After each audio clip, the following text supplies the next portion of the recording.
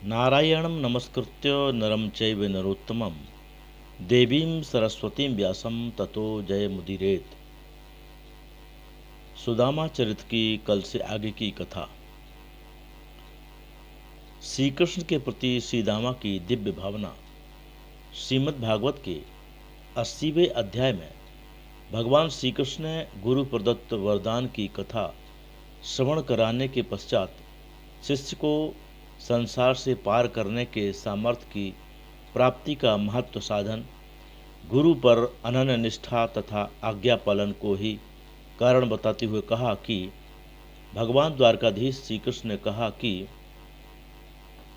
इत्थम विधान्यनेकानि वसताम गुरुवेश्मसु गुरुरनुग्रहेणैव पुमान पूर्ण प्रशांतये।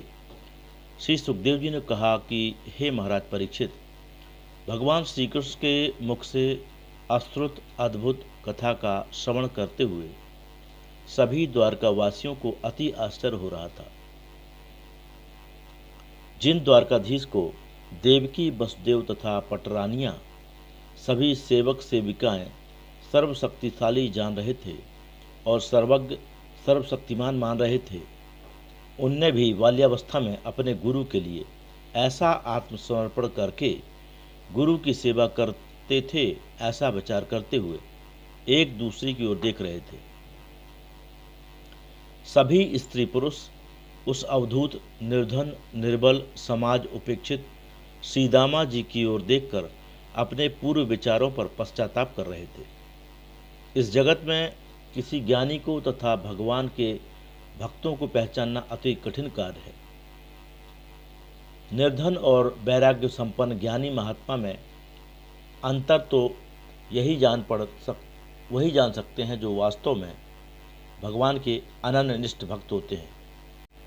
आज द्वारकाधीश के साथ एक ही पर्यंक में विराजमान सुदामा एक ऐसी विभूति है जो श्री कृष्ण के साथ बाल्यावस्था में गुरुकुल में निवास करते हुए श्री कृष्ण को अपना अनुज मानकर स्नेह करते थे। श्री कृष्ण को माता की आज्ञा से काष्ठ आनयन के लिए जाते हुए देखकर स्वयं भी वन की ओर चल पड़े थे। इसी को मैत्री भाव कहते हैं। भगवान द्वारकाधीश ने सुदामा की ओर देखते हुए कहा कि इत्थम विधान्यनेकानि वसताम गुरुवेश्मसु। क्यों सुदामन, गुरुवेश्म अर्थात गुरुकुल में निवास करते हुए ऐसी ऐसी अनेक प्रकार की गाथाएं कहते सुनते वर्षों व्यतीत हो जाएंगे। क्यों सुदामा, आपको स्मरण आ रहा है ना, कोई शिष्य गुरु सेवा में एक दिन दो दिन अति कष्ट उठाकर गुरु को प्रसन्न नहीं कर सकता। ऐसी ऐसी भीषण विपत्तियों को अनेक बार स्वीकार करके गुरु सेवा करने पर भी उसके हृदय में गुरु सेवा करने की वैसी ही प्रसन्नता होनी चाहिए जैसी प्रसन्नता सरल से सरल सेवा करने में होती है। किसी को प्रसन्न करना ही इस संसार की सबसे बड़ी कार्य सिद्धि है। सेवा करना अति दुष्कर कार्य है। सेवा करते हुए दुख की प्राप्ति होने पर गुरु और भगवान के प्रति भी अश्रद्धा हो जाती है, क्योंकि संसार का दुख सहन करके किसी की सेवा करते रहना और मन में एक समान उत्साह और श्रद्धा का स्थिर बने रहना अति कठिन है। गुरुरनुग्रहेणैव पुमान पूर्ण प्रशांतये। इस जगत में ज्ञानदाता, धैर्यदाता, सन्मार्ग प्रशास्ता गुरु के अनुग्रह से ही कोई स्त्री पुरुष पूर्ण रूप से शांति को प्राप्त करने में समर्थ हो पाते हैं। गुरु के अनुग्रह से ही इस जगत के दुखों से मुक्त होकर आत्मज्ञान रूप शांति को प्राप्त कर पाते हैं। अज्ञान की अशांति का मूल कारण होता है, जब तक अज्ञान रहेगा तब तक सुख शांति की कामना रहेगी, और जब तक सुख प्राप्ति की कामना रहेगी तब तक अशांति तो रहेगी ही। गुरु का सबसे बड़ा अनुग्रह यही है कि वे अपने शिष्य को ज्ञान देकर सुख के भ्रम का नाश करते हैं तथा आत्मा के यथार्थ स्वरूप का ज्ञान प्रदान करते हैं। गुरु का अनुग्रह यही है कि वे शिष्य के कल्याण की कामना करते हैं।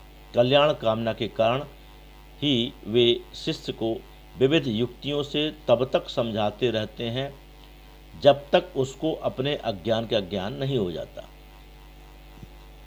अज्ञान का ज्ञान होते ही ज्ञान का नाश हो जाता है। अज्ञान का नाश होते ही सांसारिक प्रवृत्तियों से वैराग्य हो जाता है। विषय सुखों से वैराग्य होते ही सुखदायक वस्तुओं से तथा सुखदायक संबंधों से मोह नष्ट हो जाता है। मोह के नष्ट होते ही सभी प्रकार के व्यवहार ही निरर्थक और व्यर्थ प्रतीत होने लगते हैं। व्यर्थ की प्रतीति ही तो प्रवृत्ति की नाशक होती है। प्रवृत्ति के समाप्त होते ही पूर्ण शांति होती है। इसी को गुरु का अनुग्रह कहते हैं। श्री दामा ने श्री कृष्ण के प्रति अपने आंतरिक ज्ञान और भावों को प्रकट करते हुए कहा कि किमस्माभिरनिर्वृत्तं देवदेव जगत गुरु भवता सत्य कामेन येषां वासो गुरा बभूत। श्री दामा ने कहा कि हे देवदेव, हे जगत गुरु, आप तो सत्य काम ही हैं। आप तो जो भी कामना करते हैं वह तो पूर्ण ही होती है, क्योंकि आप तो इस जगत के निर्माता संचालक हैं। आपकी कामना को भला कौन पूर्ण कर सकता है? आप ही सभी की कामना पूर्ण करते हैं।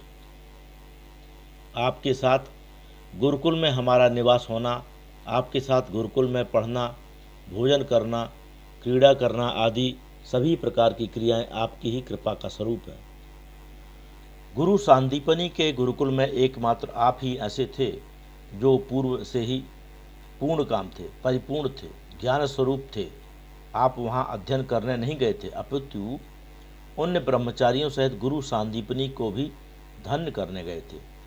भवताम सत्य कामेन येषां वासो गुरा बभूत। हमारे जैसे ब्राह्मणों ने आप जैसे सत्य काम देवों के देव श्री कृष्ण के साथ में गुरुकुल में एक साथ निवास किया। उनको भला किस आनंद की कमी होगी? उनको और कुछ प्राप्त करना भी क्या शेष रह गया होगा? हे श्री कृष्ण, जिनको भी आपके साथ गुरुकुल में निवास करने को मिल गया, वे तो समस्त ही आप्त काम निष्काम हो गए। उनको अब इस जगत में कुछ भी अप्राप्त नहीं, यही सर्वोत्तम लाभ था। वे कृतकृत्य हो गए। श्री दामा ने श्री कृष्ण के ब्रह्मस्वरूप का वर्णन करते हुए कहा कि यस्य छंदोमयं ब्रह्मो देह आवपनं विभो श्रेयसाम तस्य गुरुषु वासोत्यंत विडम्बनम। हे द्वारकाधीश, हम तो जन्म से ही अज्ञानी थे, इसीलिए ज्ञान प्राप्ति के लिए गुरुकुल में निवास कर रहे थे। तस्य गुरुषु वासोत्यंत विडम्बनम, किंतु आपका गुरुकुल में निवास करना तो अत्यंत विडम्बना ही है, एक आश्चर्य ही है। आप किस प्रकार का ज्ञान प्राप्त करने के लिए गए थे? आपको गुरुकुल वास की आवश्यकता ही नहीं है। श्री कृष्ण ने मंद मंद हास करते हुए कहा कि क्यों मित्र, हमें गुरुकुल वास करने की आवश्यकता क्यों नहीं थी? श्री दामा ने सभी के समक्ष श्री कृष्ण भगवान के ब्रह्म स्वरूप को बताते हुए कहा कि यस्य छंदोमयम ब्रह्मो देहः, यस्य अर्थात आपका तो देह ही छंदोमय अर्थात वेदमय है। अब आप ही बताइए कि हम तो वेद पढ़ने गए थे, किंतु वेद भी कहीं किसी से वेद पढ़ने जाता है? अर्थात वेद को ही वेद पढ़ते हुए हमने देखा है। आप ही आश्चर्य कर्मा हैं। आपके सभी कार्य देखकर अज्ञानी को मोह उत्पन्न होता है।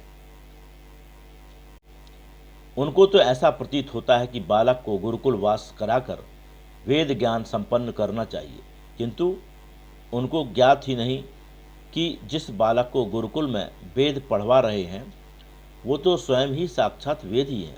हे द्वारकाधीश, आपके देह में अस्थि, मांस, रक्त, मज्जा, बल, वीर आदि सभी तो वेद ही हैं।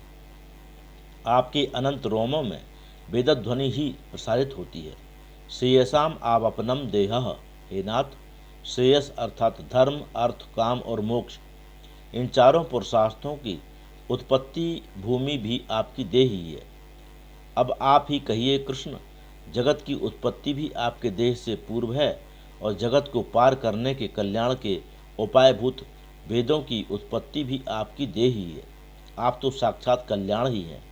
आपने गुरु सांदीपनी के यहाँ निवास करके सभी गुरुकुल वासियों का कल्याण ही कर दिया। हम सभी कृतकृत्य और धन्य हैं, क्योंकि हमने कल्याण के साथ निवास करते हुए उसके साथ ही भोजन, आवास, अध्ययन, शयन किया है।